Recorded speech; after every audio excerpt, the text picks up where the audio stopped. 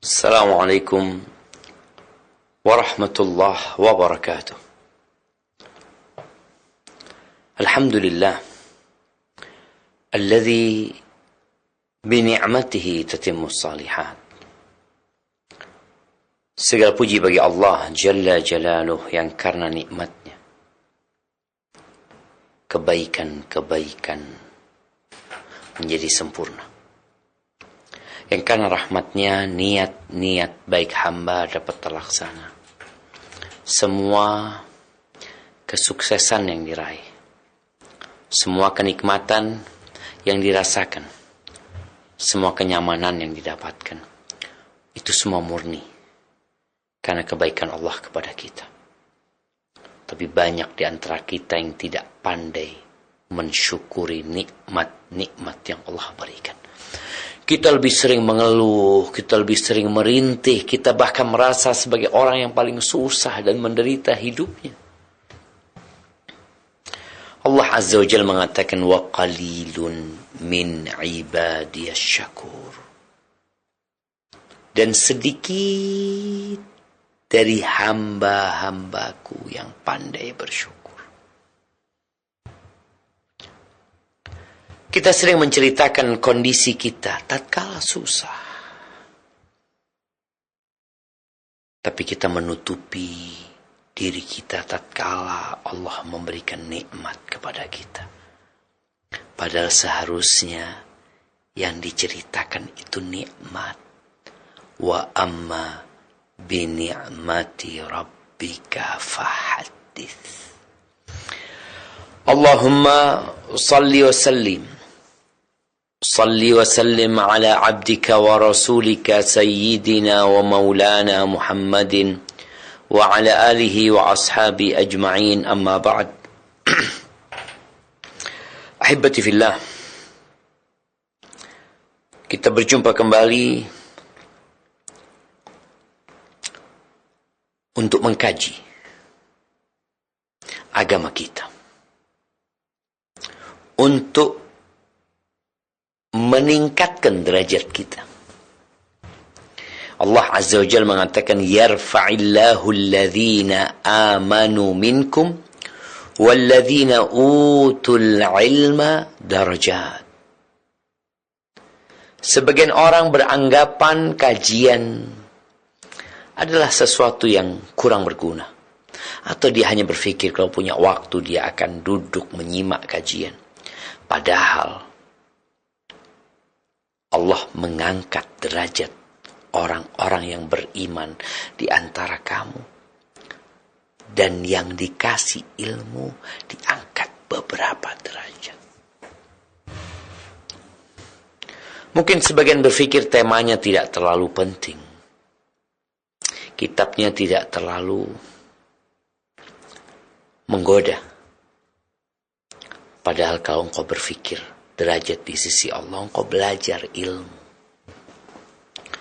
Hari ini kita sampai ke bab uqubatil baghi. Kalau di pembahasan sebelumnya tentang kezaliman itu sendiri, tentang sikap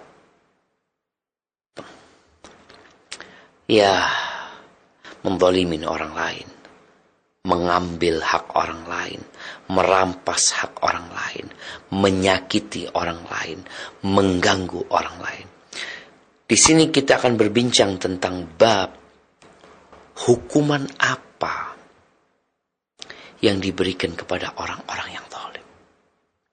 Kita melihat di muka bumi ini ada banyak kezaliman terjadi di sekitar kita, mungkin di keluarga kita, mungkin di kampung kita, mungkin di kota kita, mungkin di negeri kita. Kadangkala kita yang dizalimin, atau tetangga kita yang dizalimin, atau banyak manusia yang dizalimin. Kecintaan kepada harta, kepada tahta, kepada wanita membuat sebagian orang lupa tata krama, lupa dengan hak asasi manusia. seakan-akan hanya dia yang manusia di muka bumi ini. Dengan kekuatannya, dengan jabatannya,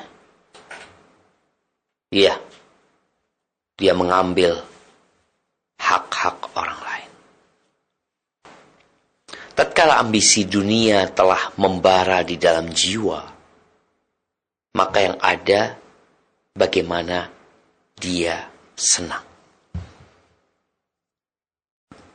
Ahibati fillah, Allah Azza wa Jal mengharamkan kezaliman atas dirinya. Dan dia mengharamkan kezaliman di antara hamba-hambanya. Kalau kita membaca Al-Quran, kita akan dapatin banyak ayat berkaitan dengan kedudukan kezaliman ini. Pada pertemuan sebelumnya kita membaca firman Allah Azza wa Jal bahwa Allah mengatakan innallaha ya'muru bil adli wal ihsan wa ita'i dzil qurba. Allah itu memerintahkan agar kita berlaku adil, agar kita berbuat baik, agar kita berbagi dengan kerabat, wa yanha. Dan Allah itu melarang anil fahsya'i wal munkari wal baghi. Perbuatan-perbuatan keji, perbuatan mungkar, perbuatan baghi, kezaliman. Ya'idzukum la'allakum tadhakkarun. Allah memberikan pelajaran buat kalian, memberikan nasihat agar kau sadar. Tapi ternyata kita melihat penjara penuh, bahkan overload.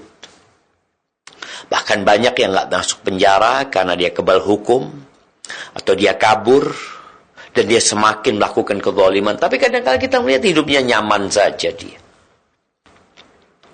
Ada perampok, pembunuh yang mungkin belum tertangkap dan juga tidak dihukum.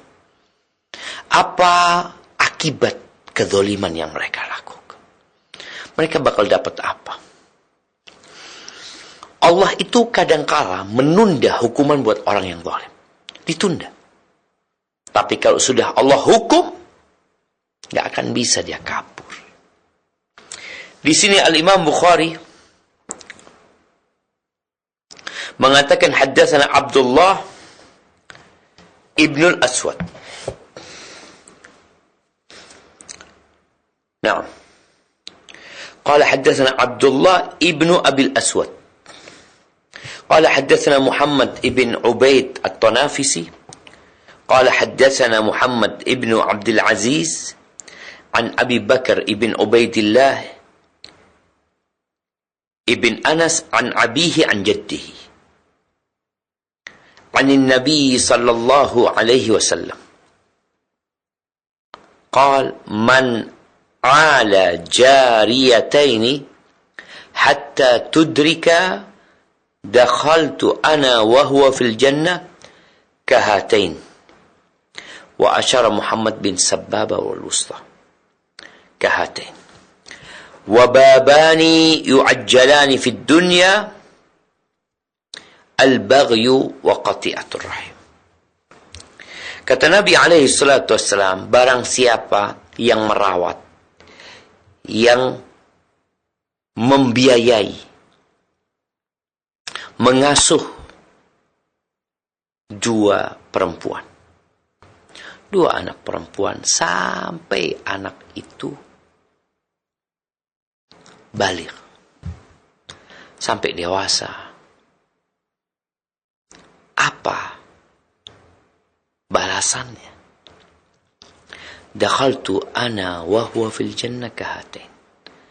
Aku masuk surga bersama dia seperti ini di surga. Beliau menggabungkan antara jari tengah dan jari telunjuk. Ini menunjukkan fadilah ya, merawat anak. Orang tua ketika punya anak perempuan, kadang-kala dia berpikir ini anak dirawat, disekolahkan, dibesarkan dengan cinta dan kasih sayang, dengan biaya yang tidak sedikit, dengan energi dan waktu yang banyak, Kemudian tatkala dia sudah baligh, dia dilamar oleh laki-laki, dinikahin dan dibawa.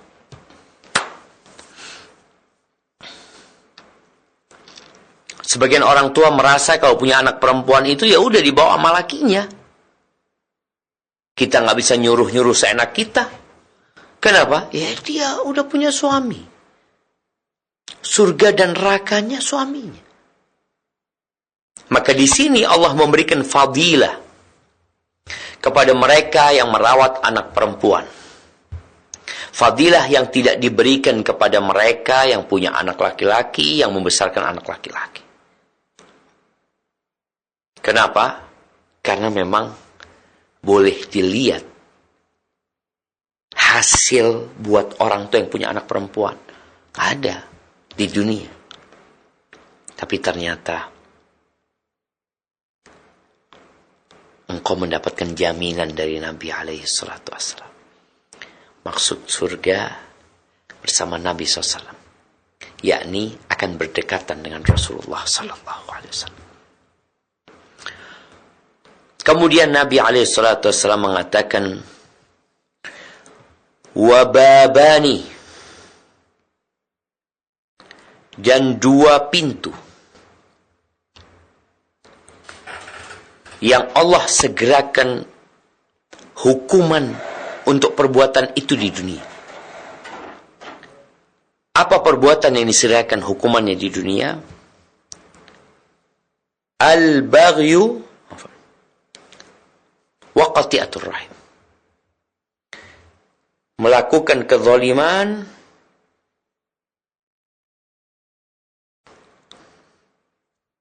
dan memutuskan rahim. Nih, dosa yang disegerakan hukuman untuk pelakunya di dunia. Itu ada beberapa. Sebagian orang berpikir bahwasanya orang itu nanti di akhirat saja akan mendapatkan azab. Ternyata enggak. Ada perbuatan-perbuatan dosa yang Allah tunda azabnya di akhirat. Ada yang Allah segerakan di dunia. Dan hadis yang kita baca ini menunjukkan tentang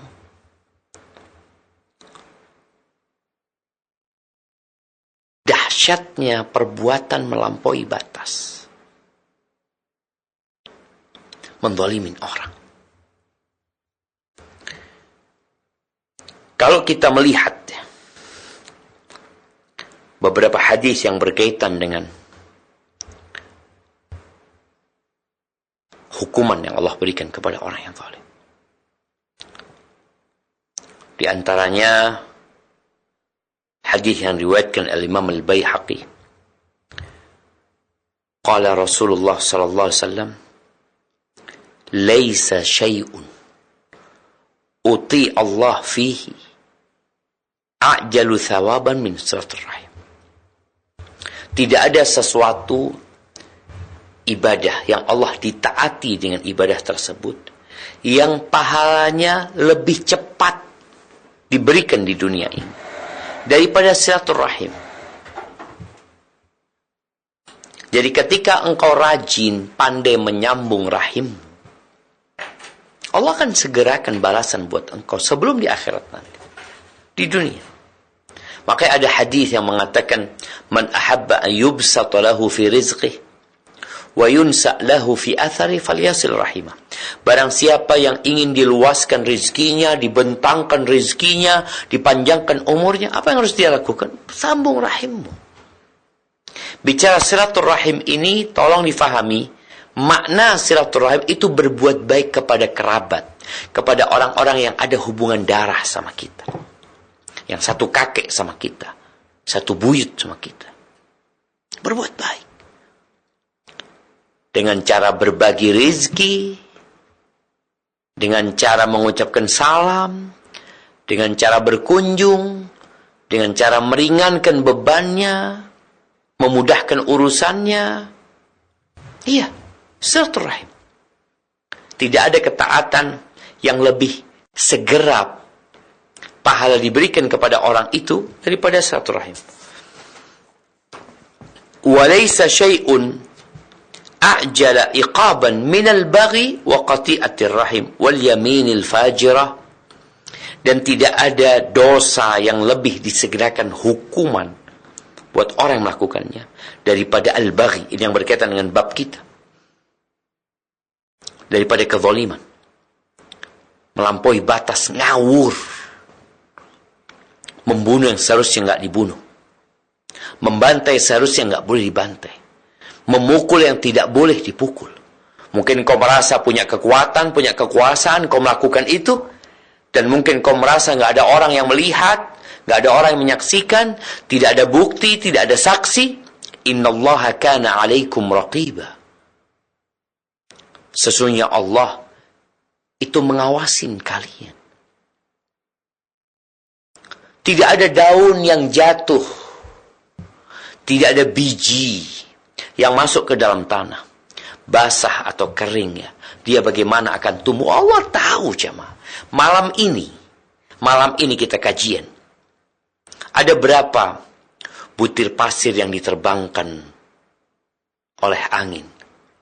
Ada berapa butiran air hujan yang turun? Ada berapa ranting pohon yang terbakar di hutan-hutan negeri kita? Ada berapa banyak manusia yang menzalimin orang lain, yang melampaui batasannya, yang mungkin tidak terlihat dan tidak terekam oleh CCTV, yang mungkin ada orang yang melihat tapi tidak mampu untuk menolong orang yang dizalimi. Kau akan rasakan hukumannya. Kau bilang kau gak bertobat kepada Allah SWT. Dan kita sudah menyaksikan cerita dalam Al-Quran tentang orang-orang yang zalim, mereka dibinasakan oleh Allah Azza wa Jalla. Ya, tidak ada dosa yang lebih disegerakan hukuman untuk pelakunya daripada baghi, kezaliman. Yang kedua, waqati'atur rahim, memutuskan rahim. Ada yang sudah baghi terhadap kerabatnya, zalim sama kerabatnya. Ada yang zalim sama orang lain, zalim sama anak buahnya, zalim sama rakyatnya, zalim sama tetangganya, zalim sama partnernya. Gimana kalau dia menggabungkan dua? Zalim kepada kerabatnya. Menggabungkan dua dosa sekaligus. Memutuskan rahim dan menzalimi rahimnya. Seperti orang yang makan warisan punya saudaranya. Seperti orang yang tidak memberikan hak waris saudaranya. Ditahan bertahun-tahun. Ketahuilah jamaah bahwasanya dengan meninggalnya bapak umpamanya, maka otomatis harta itu jadi milik ahli waris. Milik bersama. Bukan milik kakak yang paling tua. Bukan milik ibu yang masih hidup. Tapi milik bersama. Siapa yang memberikan kepemilikan itu? Allah Azza wa Jalla. Maka Allah sebutkan di surat An-Nisa. Ini dapat berapa, ini dapat berapa. Kapan dia mendapatkan hal itu? Setelah pelunasan hutang, penunaian wasiat. Itu milik dia. Berikan haknya. Maka di sini bagaimana kalau engkau menzalimin kerabatmu? Double. Melakukan dosa yang dua-duanya disegerakan hukumannya di dunia. Wal yaminil fajirah. Dan sumpah palsu. Orang-orang yang bersumpah palsu yang didatangkan sebagai saksi. Kemudian dia bersumpah. Padahal dia berdusta sebenarnya. Tada'ud diyar balaqi. Ini perbuatan ini akan membuat negeri itu kosong. Jangan meremehkan kezaliman. Yang zalim kepada pembantunya. Ya, kita baca berita bagaimana majikan menyiksa, menyekap pembantunya. Ini orang-orang yang apa istilahnya, jual manusia, yang ngambil orang dari kampung yang mau dipekerjakan, lalu dipekerjakan, na'udzubillah, dijadikan pelacur, dimakan hartanya sama dia, disuruh bekerja, na'udzubillah, dengan kemaluannya.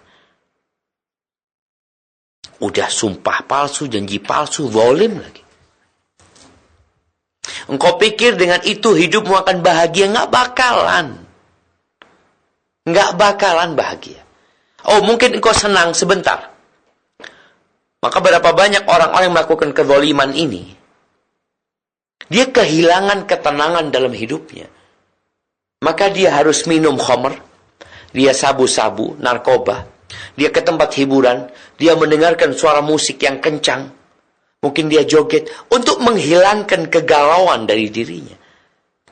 Tapi setelah minuman itu dampaknya habis, dia di rumahnya, dia galau lagi. Mulai lagi dia berusaha untuk menghilangkan penderitaan jiwanya dengan melakukan perbuatan-perbuatan itu. Kenapa engkau nggak akan bahagia? Karena engkau zalim. Ada yang tertawa di atas tangisan orang lain. Hartanya kemudian berlimpah ruah. Allah akan segerakan. Perbuatan-perbuatan itu membuat negeri jadi kosong. Gak ada penduduknya. Gak ada kehidupan di sana.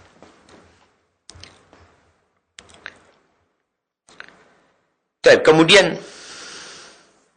di riwayat yang lainnya disebutkan inna a'jala ta'ati thawaban silaturrahim. Sesungguhnya ketaatan yang paling cepat balasan untuknya adalah silaturrahim. Wa inna ahlal baiti la yakununa fujjaran. Ada satu keluarga yang mereka orang-orang jahat ya. Mungkin mereka melakukan perbuatan dosa. Fatanmu amwaluhum, tapi harta mereka bertambah. Wa yakthur adaduhum, jumlah mereka juga bertambah banyak. Idza wasalu arhamah. Gara-gara mereka pandai menyambung rahim. Mereka tidak, gimana ya? Kalau nggak ada keributan di keluarga, mereka saling membantu, saling menolong. Allah berkahi hidup mereka. Wa inna a'jalal ma'siyati uqubatan. Dan ini, kemaksiatan yang paling disegerakan hukuman buatnya adalah al-baghi, uqubatul baghi, bab kita ini. Hukuman buat orang yang zalim, wal khiyanah, dan pengkhianatan, dan sumpah palsu. Yudhibul amwal, yudhibul mal, akan membuat harta itu hilang. Antum lihat perampok ya, mereka merampok dapat banyak. Lihat berapa hari habis, harus ngerampok lagi. Mereka yang curanmor ya, pencuri motor kalau kita lihat ya, nyuri lagi, nyuri, banyak dia dapat duit. Tapi hilang. Pergi hartanya. Engkau dapat capeknya, engkau dapat dosanya, engkau dapat lelahnya, tapi engkau tidak dapat berkah dari harta yang engkau dapat. Pergi itu harta. Nanti ketangkap polisi di penjara, nanti keluar dari penjara kadang melakukan itu lagi. Dan ada mungkin orang-orang yang zalim dengan mengambil harta rakyat. Harta proyek, ya korupsi. Kadangkala proyek ini, jalan ini seharusnya selesai, jadi nggak selesai. Proyek ini seharusnya selesai, jadi nggak selesai. Ada banyak yang kau zalimin. Orang-orang yang seharusnya mendapatkan manfaat dari proyek tersebut nggak ada, karena kau makan hartanya. Makanya kadangkala dia dapat banyak, nggak menikmatin. Dia tersiksa, dia ketakutan. Hidup dalam penderitaan. Dikatakan yadhabul mal wa yuthqil fir rahim. Memberatkan keluarga. Gimana enggak memberatkan keluarga? Ketahuan fulan melakukan korupsi, semua keluarga malu. Oh, engkau anaknya fulan. Engkau keponakannya fulan. Engkau kakaknya fulan. Engkau bapaknya fulan. Tuh, kezaliman. Sumpah palsu menyebabkan engkau hidup menderita dan keluargamu dipermalukan dengan perbuatan. Wa yadharu diya balaqi, membuat negeri itu kosong. Karena malu keluarganya, rumahnya ditinggal, vilanya ditinggal, dia pergi entah kemana, malu. Gara-gara kezaliman yang dilakukan. Makanya kadang-kala kalau ada satu orang yang zalim, anggota keluarga, itu akhirnya seluruh keluarga pindah dari kampung situ. Malu mereka. Ada yang melakukan kezaliman dengan memperkosa umpamanya. Dengan membunuh, dengan berbagai macam kezaliman. Besar dosamu dan engkau akan hidup menderita. Nah, ini berkaitan dengan kezaliman. Nabi SAW mengatakan jangan sampai nanti pada hari kiamat ada orang yang bawa onta, yang bawa sapi, yang bawa kambing digendong sama dia, kelihatan sama orang, oh ini malingnya, oh ini perampoknya. Maka ahibati fillah, jangan meremehkan kezaliman. Sekecil apapun.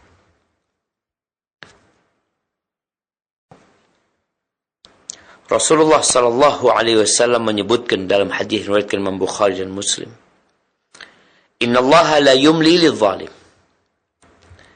Sesungguhnya Allah itu benar-benar memberikan waktu buat orang yang zalim.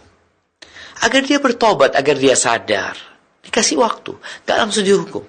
Kadang seperti itu, ditunda. Dengan harapan, ya mungkin dia bisa berubah. Bagaimana Abu Jahal, bagaimana Abu Lahab, bagaimana Umayyah bin Khalaf, itu para orang-orang yang zalim, nggak langsung dihukum. Ditunda nih beberapa waktu. Karena Allah itu Ghafurur Rahim. Allah berharap mereka taubat. Allah mengatakan di surat Al-Buruj, Innal ladhina fatanul mu'minina wal mu'minati thumma lam yatubu. Sesungguhnya orang-orang yang menyiksa orang-orang mukmin dan mukminah, kemudian mereka nggak bertobat. Ini Allah menyampaikan hal ini agar mereka mau bertobat. Kalau mereka bertobat, Allah ampuni dosanya. Allah memberikan waktu. Allah itu tetap Ar-Rahmanir Rahim. Allah itu Arhamur Rahimin. Allah itu Ghafur, Ghaffar, Tawwab, Afu. Allah kasih jeda waktu orang zalim ini. Mungkin dia bertobat kepada Allah Azza wa Jalla. Fa'idha akhadahu lam yuflit. Tapi kalau Allah sudah menghukum dia nggak bisa kemana-mana. Engkau mau sembunyi di mana? Engkau bikin bunker di dalam bumi. Engkau sewa bodyguard. Engkau bayar pejabat-pejabat mungkin. Agar engkau tidak tersentuh oleh hukum. Kalau Allah sudah mau menghukummu, engkau ada di Mars sana, atau di bulan, atau di balik benteng-benteng yang kokoh, Allah akan hukum engkau. Lalu Nabi SAW membaca firman Allah, wa kadzalika akhdhu rabbika idza akhadha al-qura wa hiya zalimah inna akhdahu alimun syadid. Dan begitulah, apabila Allah memberikan hukuman kepada satu negeri, satu kampung, dalam kondisi dia zalim, Allah hukumannya pedih. Maka, kita perlu mengambil pelajaran. Dari mana? Ya dari orang-orang di sekitar kita, yang mereka melakukan kezaliman. Allah mengatakan fanzur kaifa kana aqibatul zalimin. Kalian lihat bagaimana hukuman akibat orang-orang yang zalim. Mereka akan hidup dalam penderitaan. Walaupun sekali lagi dia memiliki harta, tahta dan wanita. Maka tatkala Allah memberikan waktu agar mereka kembali kepada Allah SWT. Allah itu maha baik, jemaah. Allah berfirman di surat An-Nahl ayat 61. Walau yu'akhidullahu an-nas bizulmihim ma taraka 'alaiha min dabbah. Apabila Allah menghukum manusia karena kezaliman mereka, maka enggak ada satupun yang tersisa di muka bumi ini. Artinya Allah ngasih waktu. Walakin yu'akhiruhum ila ajalin musamma. Allah tunda sampai waktu yang ditetapkan. Tapi tadi dosa yang lebih pantas disegerakan di dunia itu memutuskan rahim dan kezaliman. Fa idza jaa ajalun, kalau sudah datang waktunya, enggak bisa dimajukan, enggak bisa dimundurkan. Maka sekali lagi, jangan pernah mengira Allah itu lalai, lengah dengan orang-orang yang zalim. Kok masih hidup ya? Kok masih belum ditangkap? Berapa banyak kita melihat orang-orang zalim. Ada pembunuh, ada perampok, ada pencuri. Yang mungkin di kampung itu orang-orang tahu fulan yang mencuri. Cuma fulan kebal hukum. Fulan yang melakukan kezaliman, yang menyakiti, yang mengganggu. Kata Allah, وَلَا تَحْسَبَنَّ اللَّهَ غَافِلًا أَمَّا يَعْمَلُ الظَّالِمُونَ. Jangan kau mengira Allah itu lalai, lengah dengan apa yang dikerjakan orang-orang zalim. Innama yu'akhiruhum liyaumin tashkhasu fihil absar. Allah tunda. Maka ada yang tunda sampai hari kiamat. Kita di dunia banyak kezaliman. Kadang-kadang kita melihat saudara-saudara kita dizalimin, di Rohingya. Kenapa ya mereka kok nggak dihukum? Allah itu hakim. Allah itu maha bijak. Sebagaimana kenapa Abu Jahal yang ganggu Nabi SAW selama 13 tahun Nabi SAW di Mekah, kok nggak dimatikan tuh Abu Jahal, Abu Lahab, dan tokoh-tokoh Quraisy lainnya. Ada hikmah di situ. Ujian kesabaran buat engkau. Kita yang dizalimin diuji juga. Engkau sabar enggak? Engkau tahu enggak bahwasanya dunia ini bukan tempat tinggal? Engkau tahu enggak kalau engkau dizalimin engkau akan mendapatkan hakmu? Makanya orang-orang yang zalim kelak di akhirat bangkrut dia. Dia banyak pahalanya ya, sholat ini, tapi engkau punya kezaliman sama orang, bangkrut enggak bisa jadi. Karena orang-orang itu pada ngambil pahala sholatmu, mengambil pahala zakatmu. Karena semua kezaliman yang dilakukan kepada orang lain, itu syarat tobatnya. Yang pertama adalah menyesali, meninggalkan, bertekad untuk tidak mengulangi. Ada syarat yang keempat, engkau perlu minta dihalalkan sama dia, perlu minta maaf sama dia.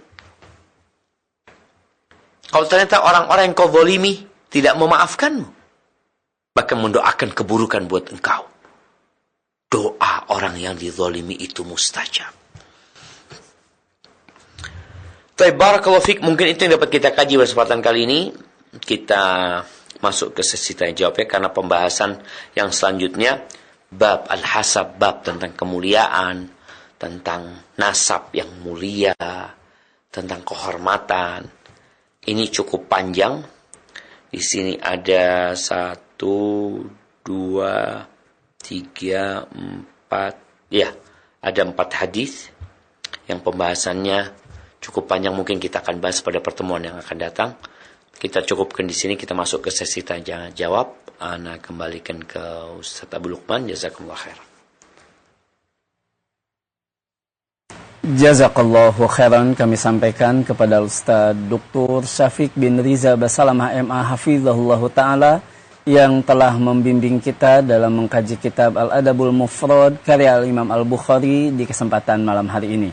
Dan untuk selanjutnya kami undang Anda sahabat Roja dimanapun Anda berada, silahkan Anda dapat berpartisipasi dalam sesi tanya jawab.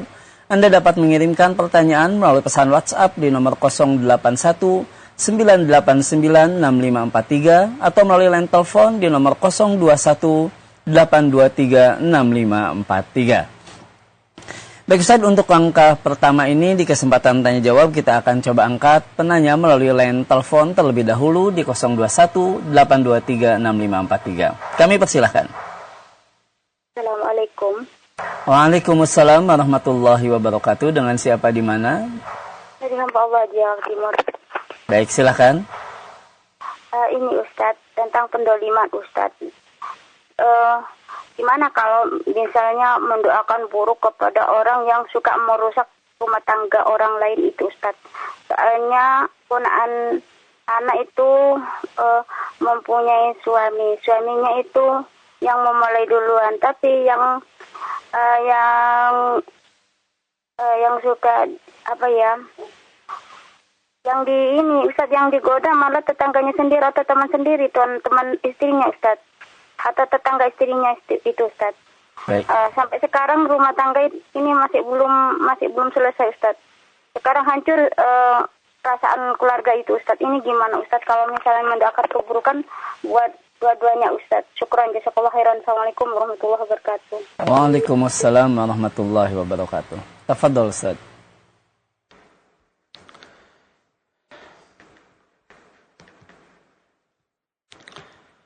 Allahu Akbar jamaah. Ya, kalau pertanyaannya, bolehkah mendoakan keburukan buat orang yang menzalimin? Boleh. Allah Azza wa Jalla berfirman, la yuhibbullahu al-jahra bis-su'i minal qawli illa man zalim. Allah itu enggak suka ungkapan-ungkapan keburukan, ya, kecuali untuk orang yang dizalimi. Boleh dia mendoakan keburukan, memohon kepada Allah agar Allah menghukumnya, memohon kepada Allah agar Allah memberikan kehidupan yang sengsara buat dia gara-gara dia menyengsarakan orang lain. Apalagi kalau bicara menggoda istrinya orang.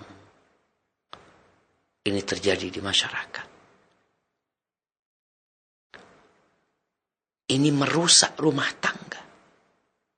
Ini yang melakukan adalah syaitan min syayatinil ins. Bagaimana iblis ketika mengutus bala tentaranya. Yang paling dekat sama iblis adalah yang paling dahsyat godaannya kepada manusia. Dan ternyata ketika ada satu tentara iblis yang melaporkan, aku berbuat ini, kata setan, enggak, engkau enggak berbuat apa-apa. Sampai datang mengatakan, maziltu bi fulan hatta talaqa imra'ata, aku godain fulan sampai dia menceraikan istrinya. Anta, dapat kedudukan yang tinggi. Bagaimana kalau sekarang dia menggoda istri yang orang? Dan kita juga perlu tahu, terkadang ada wanita yang membuka pintu untuk laki-laki. Allah mengatakan, fala takhdha'na bil qaul fayatma'a alladhi fi qalbihi marad. Kalian jangan berlemah lembut kalau bicara sama laki-laki, jangan. Nanti ini laki-laki yang ada penyakit di hatinya jadi kepingin sama engkau. Akhirnya dengan segala cara bagaimana dia menundukkanmu, kadang-kadang sampai menggunakan sihir. Dan itu ada di masyarakat. Maka kalau pertanyaannya, bolehkah mendoakan keburukan? Boleh. Tapi kalau engkau perbaiki lebih baik, ya, kalau apalagi dia sudah bertobat kepada Allah. Tapi engkau mendoakan keburukan diperbolehkan. Nabi SAW mengatakan, ittaqi da'watal madhlum fa innahu laysa bainaha wa bainallahi hijab. Takutlah engkau kepada doa orang yang dizalimi. Itu enggak ada hijab antara dia sama Allah SWT. Hadza wallahu a'lam bissawab. Jazakallahu khairan Ustaz atas penjelasannya. Dan berikutnya Ustaz, pertanyaan melalui pesan WhatsApp dari hamba Allah dan tidak disebutkan dari mana. Ingin bertanya terkait orang tua Ustaz yang memiliki anak perempuan lebih dari 2 orang dan mendidiknya Ustaz, namun ternyata mendidiknya tidak sesuai dengan syariat. Misalnya membiarkan anak perempuannya membuka aurat atau membiarkan anaknya berpacaran. Pertanyaannya Ustadz, apakah tetap mendapatkan keutamaan dari hadis yang orang tuanya terhalang dari neraka karena telah mendidiknya di didikan yang lain walaupun tidak sesuai syariat? Mohon penjelasannya Ustadz.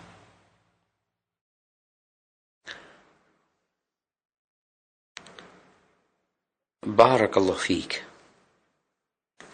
Naam. Ahibati fillah. Jaminan-jaminan yang diberikan buat orang tua itu adalah yang mendidik anaknya dengan benar.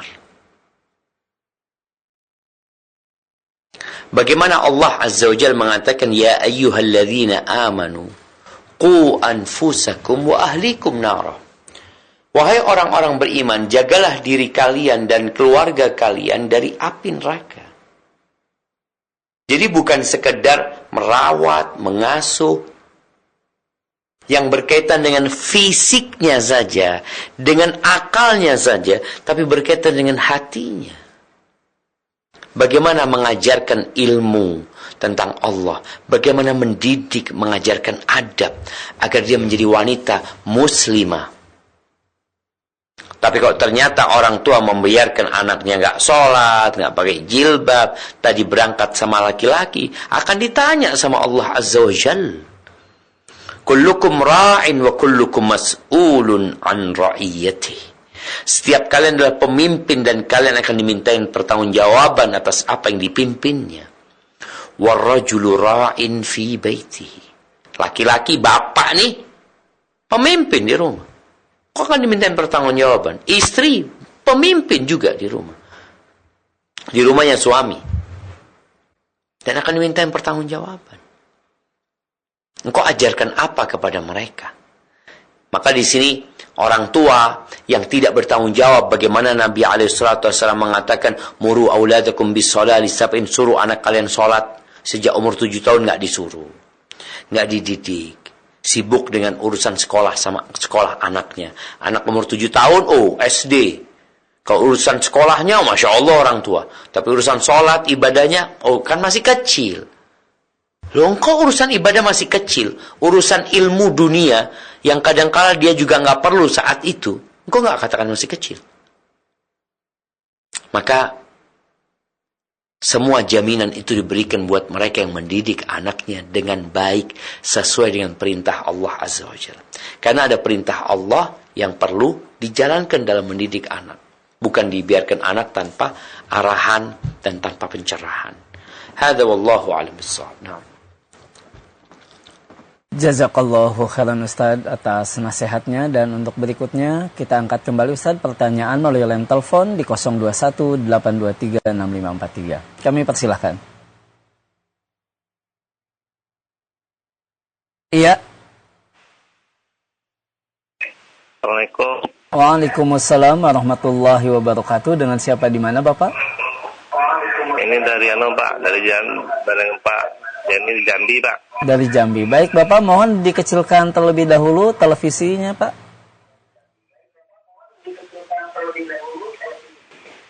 Ya, Ustaz, ini mau nanya nggak Pak Ustaz? Baik, silakan. Ini masalah tentang menzolimi, Pak Ustaz. Misalnya di suatu pemerintahan, Pak Ustaz. Iya, silakan Pak. Saya kan misalnya dijanjikan oleh suatu pejabat menjadi suatu jabatan di jabatan oleh pimpinan. Sudah insya Allah sudah 89%. Tahu-tahu ada yang mau mengubahnya dengan sogokan. Jadi saya dilupakan. Ini hukumnya menzolimi apa bagaimana Ustaz? Atau bisa didoakan keburukan gitu? Baik. Jazakallahu khairan untuk Bapak di Jambi. Tafadhol Ustaz. Terima kasih Ustaz.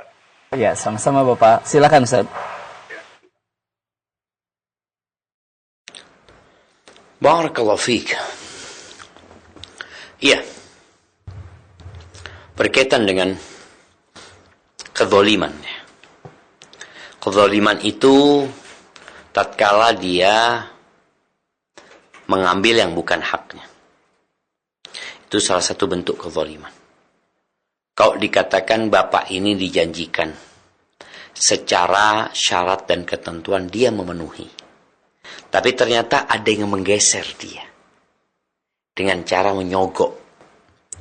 Maka orang yang menyogok ini, kata Nabi alaihissalatu wassalam, ar-rashi wal murtashi finnar.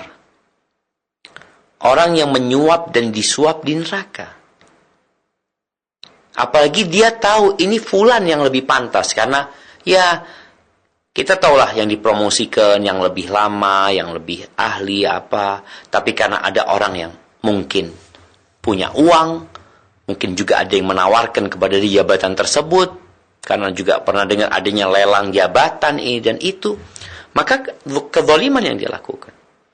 Kalau benar dia melakukan itu untuk menyingkirkan bapak, maka berarti bapak dizalimin.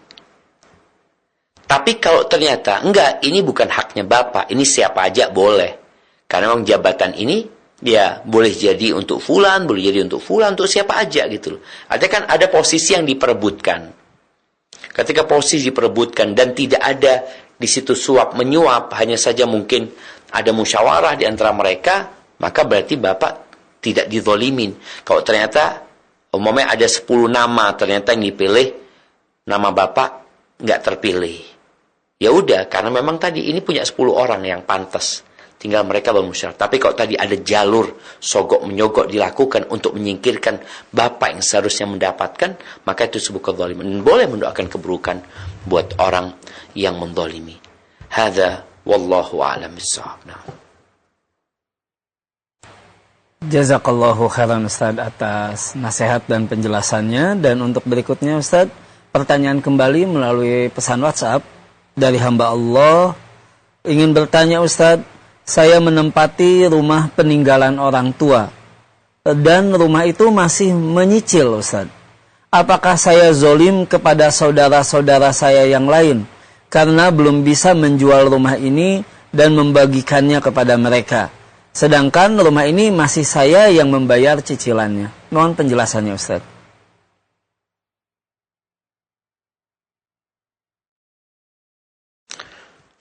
Masya Allah, barakallahu fiik. Ya, ini pertanyaan yang menarik ya. Pertanyaan yang menunjukkan kekhawatiran. Kekhawatiran jangan sampai yang dia lakukan adalah kezaliman. Umpamanya ada rumah peninggalan. Rumah peninggalan ini ya udah milik ahli waris. Kalau ternyata ada yang tinggal di situ, salah satu keluarga, kalau semua ahli waris ridho dia tinggal di situ, tafadhol, nggak apa-apa. Sambil nunggu rumah itu dijual, dia tinggal di sana umpamanya. Kalau ternyata ahli waris sama semuanya juga ngontrak rumahnya gitu loh. Yang tinggal di situ dihitung ngontrak umpamanya. Ya sudah, berarti dia bayar kontrakan. Jadi kembali kepada kesepakatan di antara ahli waris. Karena rumah itu jadi milik bersama. Semua punya hak yang sama sesuai dengan bagian dia. Tapi kalau yang ditanyakan itu rumah ini ternyata masih nyicil, maka perlu didudukkan. Orang tua kita punya berapa persen dari rumah ini? Kalau bisa nyicil, umpamanya anggap harga rumah itu 500 juta. Orang tua kita sudah bayar 300 juta. Sisanya tinggal 200 juta. Tapi siapa yang bayar? Yang bayar umpamanya tadi yang bertanya. Ketika engkau yang bayar, berarti rumah itu nanti ada bagianmu.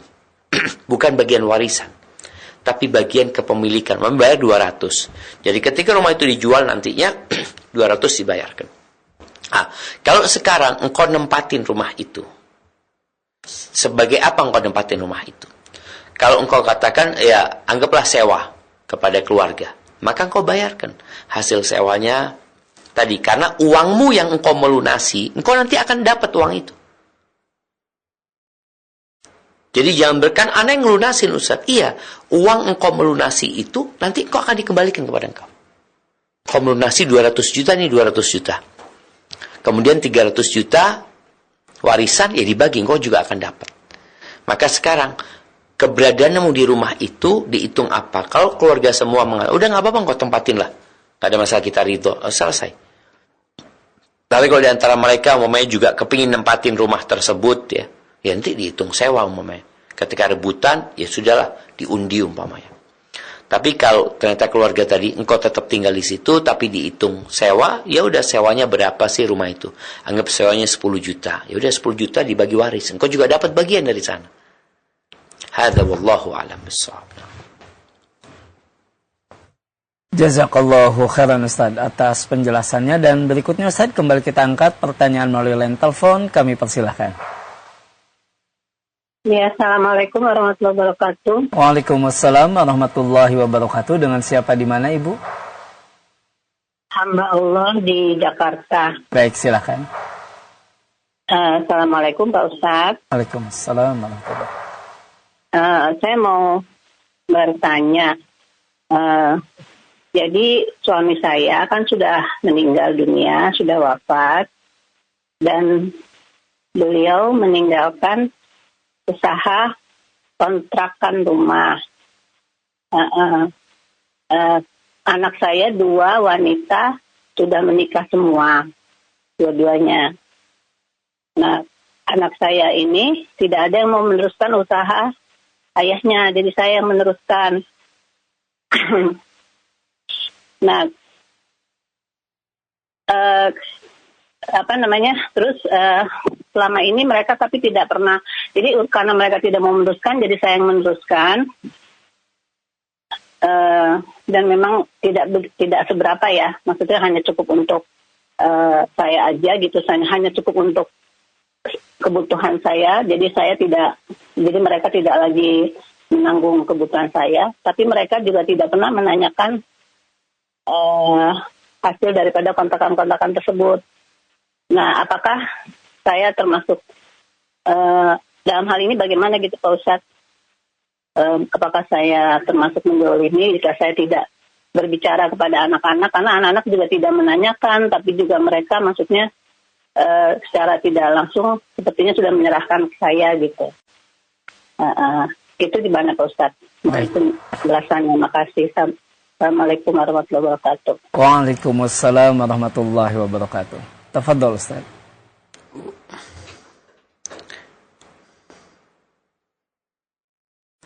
Barakallahu fiik ya, alhamdulillah. Ya jamaah, ini menunjukkan pentingnya ilmu agama. Rasul sallallahu alaihi wasallam mengatakan talabul ilmi faridatun ala kulli muslim. Menuntut ilmu itu kewajiban atas setiap muslim. Ilmu yang dia butuhkan. Ketika dia mau sholat, dia harus belajar ilmu tentang sholat. Nah, ketika warisan ini, dia harus belajar ilmu tentang warisan. Kalau tadi ibu mengatakan suaminya meninggal dunia, meninggalkan istri dan 2 anak. Istri dapat 1/8 karena punya anak. Anak perempuan 2 dapat 2/3. Dan anak perempuan ini nggak bisa menghabiskan warisan. Ada hak siapa? Ada hak saudara-saudaranya bapak. Saudara-saudaranya suami. Itu yang akan menghabiskan nanti. Jadi ketika ibu tadi, suami meninggalkan warisan berupa usaha rumah kontrakan, ini bukan hanya bicara usaha, tapi bicara rumah kontrakan tersebut, itu warisan. Ibu dapat 1/8, anak dapat 2/3, 2 tadi. Kemudian sisanya buat paman atau buat saudara dan saudarinya suami. Maka tolong ibu dudukkan masalah ini. Kalau bicara anak perempuan, alhamdulillah, mama dia enggak lah, mama sudah tinggal di situ, ibu tinggal di situlah. Mereka enggak minta haknya, artinya hak dari hasilnya mereka enggak minta. Dan mereka juga mungkin berpikir udah mama ambil. Cuma di sini ada hak selain 2 anak itu, yaitu hak saudara-saudaranya suami. Maka jangan sampai mereka tidak mendapatkan hak mereka. Kalau bicara usaha, bicara hasil. Tapi bicara aset, aset itu juga warisan. Jadi kalau ternyata dari keluarganya suami tidak mendapatkan, berarti kita boleh jadi kita menzalimin mereka.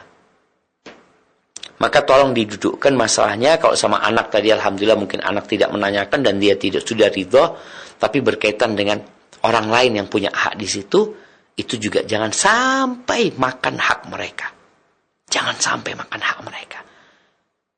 Nabi Allah Azza wa Jalla mengatakan wa ta'kuluna at-turatha aklan lamma, dan kalian makan harta waris itu tanpa mikir halal haram kadang-kadang. Jadi itu mungkin ibu perlu mendudukkan masalahnya. Dilihat siapa sih ahli warisnya suami selain istri dan anak-anak. Kemudian di situ nanti dihitung apa yang ditinggalkan dari warisan. Kalau umpamanya tadi usaha, aset ya, kemudian itu dikontrakkan, itu berapa nilainya, dan berapa buat anak, berapa buat tadi saudara-saudara suami, sehingga semua mendapatkan hak dan ibu tidak makan hak orang lain. Hadza wallahu a'lam bissawab. Nah. Jazakallahu khairan Ustaz atas nasihat dan penjelasannya. Dan berikutnya Ustaz, kembali pertanyaan melalui pesan WhatsApp dari Bapak Wisam di Purwokerto, Banyumas. Ustaz, alhamdulillah kami mendapat hidayah sunnah dari tahun 2018 Ustaz, dari media TV sunnah. Namun kami sendirian di kampung Ustaz, dan kami berusaha mengamalkan ilmu yang kami dapat dan meninggalkan ibadah-ibadah yang tidak sesuai sunnah. Tapi kami tidak boleh menyebarkan dan mengajak orang lain Ustaz. Bahkan kami dikeluarkan dari kepengurusan masjid dan kami dikucilkan. Pertanyaannya Ustaz, bagaimanakah sikap kami? Syukron atas nasihatnya. Tafadhol Ustaz.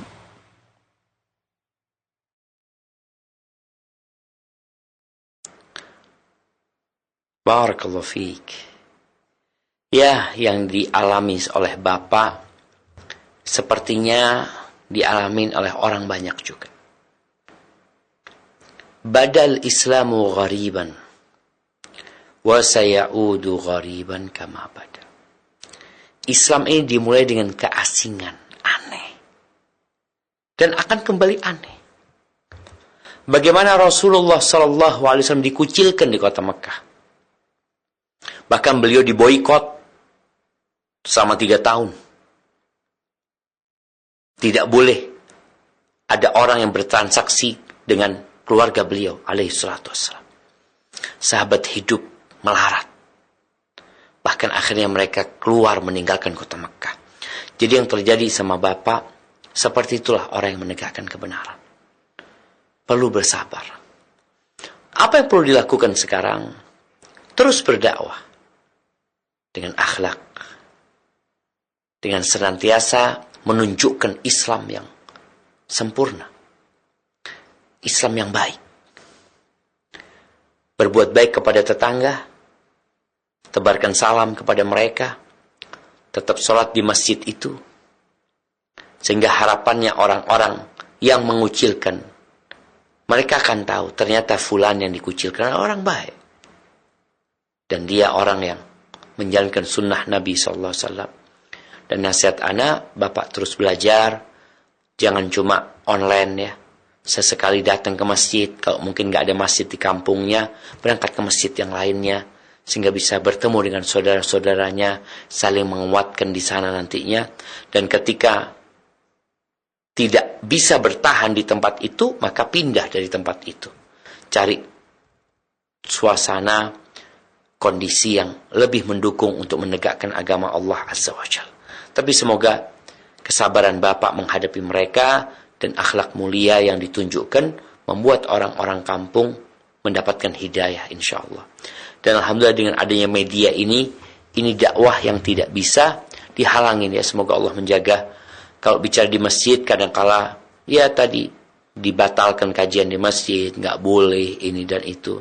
Tapi kalau di media sosial, di TV sunnah ini alhamdulillah insyaallah manfaatnya akan terus dapat dirasakan oleh banyak umat manusia. Hadza wallahu a'lam bissawab. Nah.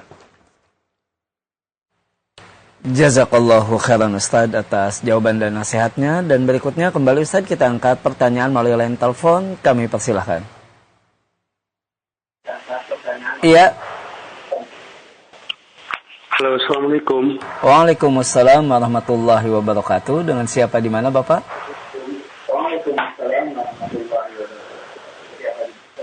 Hamba Allah dari Lampung, Ustaz. Baik. Mohon maaf Bapak, bisa dikecilkan terlebih dahulu televisinya? Mohon maaf Bapak, bisa dikecilkan terlebih dahulu televisinya. Ini Ustaz mau menanyakan masalah istri.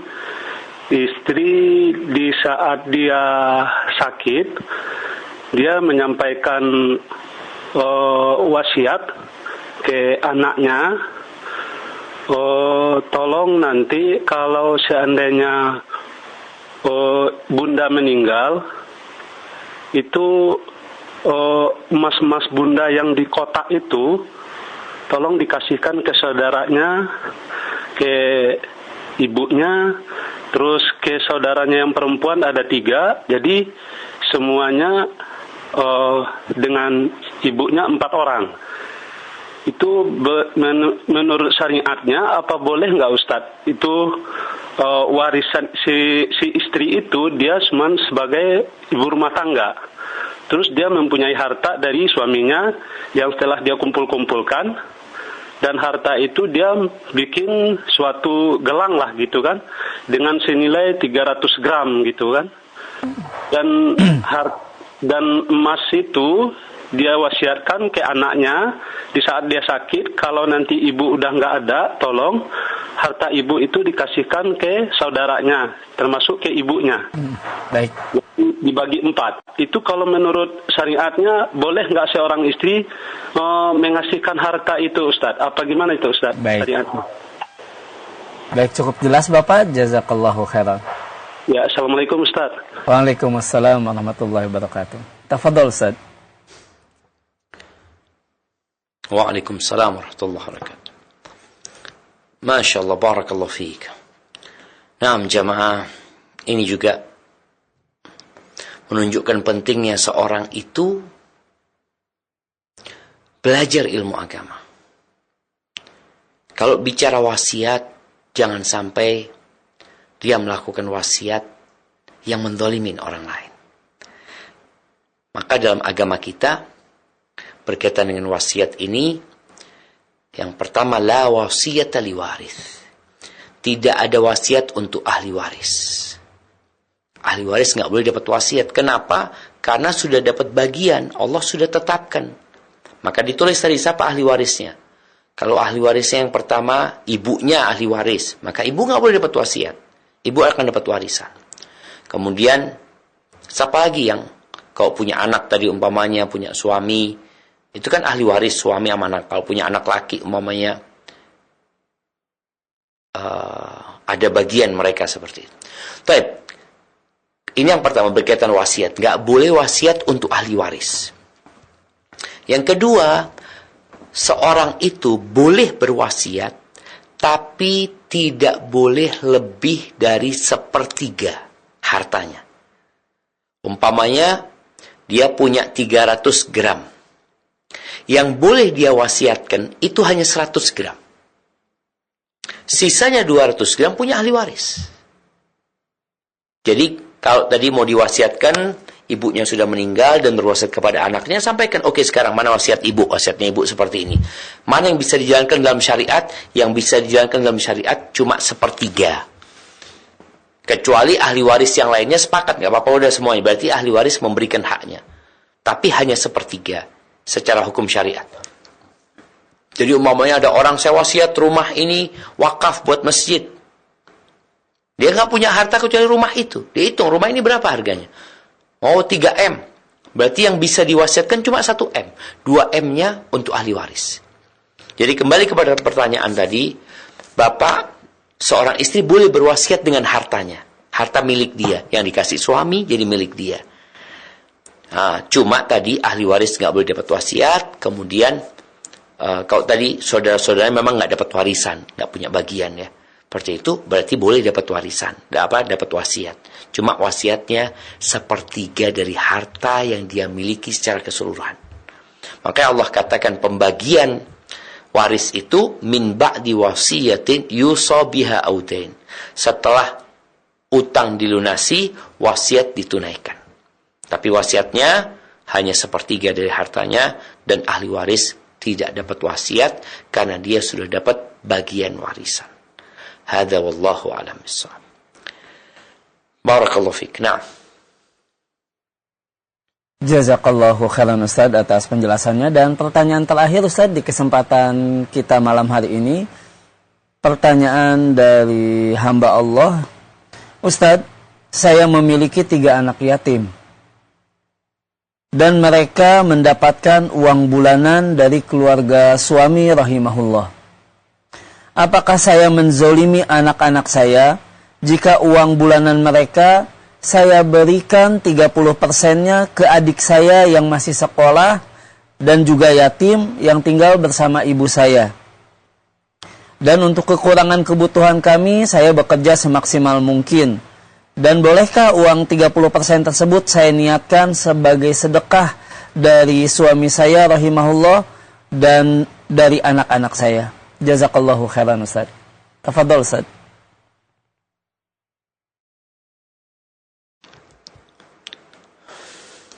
Barakallahu fiik. Nah, yang pertama berkaitan dengan yang merawat anak yatim ya. Allah itu beberapa kali dalam Al-Quran mengingatkan tentang yang memakan harta anak yatim. Innal ladzina ya'kuluna amwalal yatama zulman innama ya'kuluna fi butunihim nara. Sesungguhnya orang-orang yang memakan harta anak yatim dengan zalim. Dengan zalim, mereka makan api sebenarnya.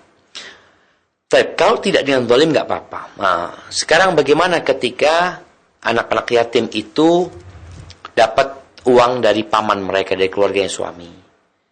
Itu berarti harta milik anak yatim. Ibu hanya mengelola.